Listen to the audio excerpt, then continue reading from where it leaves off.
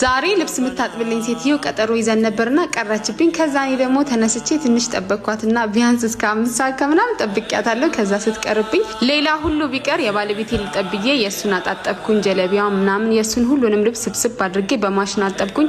እኔ በማሽን ልብስ ማውጣት ማስገባቱ ራሱ በጣም ያደክመኛል። በዛ ላይ ደግሞ ረመዳን ስለሆነ ሙሉ የቤቱ ስራ ጫናው እኔ ላይ ብቻ ስለሆነ ነው። ዛሬ ግን አልহামዱሊላህ በጠዋት እኔ ከእንቅልፌ ሳልነሳ መኝታውን፣ ሳሎኑን፣ ቤቶቹን ሁሉ ፏ አድርጎ አጽዳርቶ ነበር።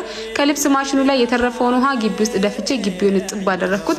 እቺ ልጅ ግቢ ማጠብሱ ሳለባት እንዴ እንዳትሉኝ ግቢው በጣም የሚያስጠላ ነው። በየቀኑ ጠቡኝ የሚል አይነት አመዳም መሬት ታውቃላችሁ። እንደዛ ስለሆነ ነው የማጥበውና ሰራተኛ ሲሆን ስለሚከብደኝ በሳምንት አንዴ ብቻ ነው እንዲያጥቡ ማደርገው።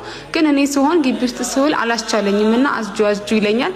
ዝም ብዬ ውሃ ደፋ እያደረኩም ቢሆን አጠብኩትኝ። ከዛ አራት አዘገጃጀው። እዚህ ጋር ያው ጥብሱ በደንብ በጊዜ እንዲበስልልኝ ብዬ በጊዜ ከተፌ ጠበስኩ። 8 ተኩል አካባቢ ነው። እዚህ ጋር ደግሞ የዶሮ ስጋ ከብስኩት ጋር ለመጥበስ ስላሰብኩ እንዲያዘገጃጀው። እናንተ እንግዲህ ያለ ሰራተኛ ያለ አጋዥ እንዴት እየሆናችሁ ነው? ልብስ ብቻችሁን ነው የምታጥቡት ወይስ በአጣቢ እያሳጠባችሁ ነው? እኔ ልብስ የማጠብ ፍላጎቱ ጭራሽ ስለሌለኝ በአጣቢ ለማሳጠብ ነው ያሰብኩት። እንግዲህ ነገ ትመጣለች ብዬ አስባለሁ ኢንሻአላህ። እዚህ ጋር ያው ከአስር በኋላ በቃ መጠባበስ ጀመርኩኝ። ሰዓቴን በጣም ነው የማብቃቃው። ያውም ደግሞ ቤት ከዋልኩኝ በቃ በጊዜ ነው ከኪችን የምወጣውና 12 ሰዓት ሲሆን ሁሌም ተታጥቤ ልብሴን ቀይሬና ሳሎን ቤት ነው የሚገኘው።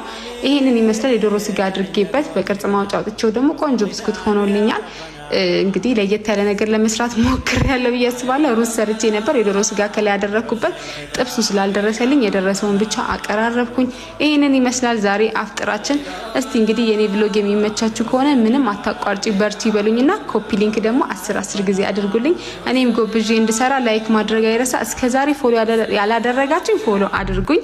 ቢያንስ ረመዳን እስኪወጣ ድረስ 280 ሺህ የመግባት ፕላን አለኝና አሳኩልኝ። ፕላኔን ነው የምላችሁ። አቤቴን ጨስ አደረኩኝ። ይሄንን ይመስላል። ወዳችኋለሁ። ባይ ባይ።